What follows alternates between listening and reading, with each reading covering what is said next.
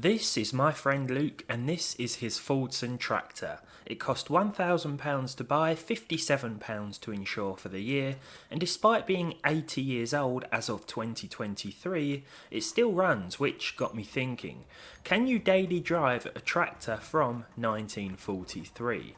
After all, this thing costs less than most second-hand cars, and due to its age, there's no cost to tax it, and it's MOT exempt. That said, it goes without saying there are some inconveniences to conducting your daily routine with a 40s agricultural vehicle.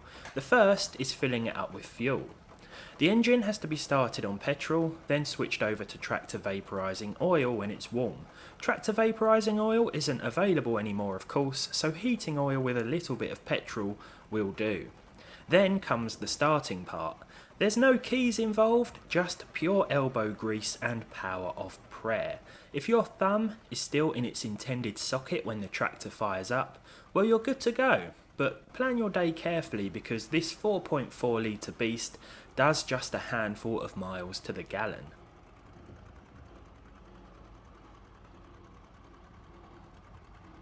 We thought to play it safe and head down to the local village shop first of all. With a 4 miles an hour top speed, it took a while to drive the 500 or so yards to our intended destination, but luckily it was a fairly quiet day, so we didn't cause too much of a hold-up.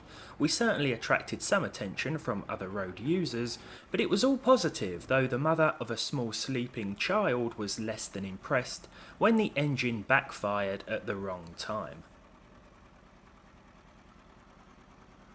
During our brief stop, I took another look around this wartime machine and couldn't help but admire it. I like this little toolbox that comes included, perfect for storing snacks or any parts that fall off. If any parts do fall off, I'd strongly recommend going back to retrieve them because these days spares can be quite expensive.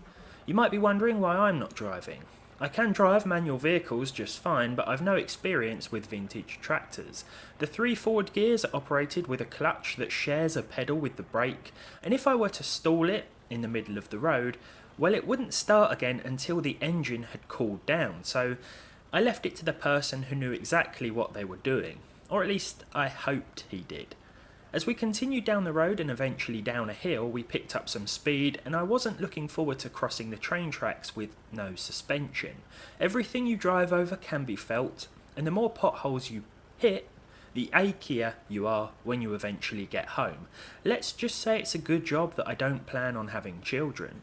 At this point, we had done about 2 miles in roughly 25 minutes, which is quite exhausting in or on a vehicle that would have originally been used on mud. Although it does have rubber tyres, a luxury once absent, the change of terrain from farmland to tarmac is one that, as I said, takes its toll on your body.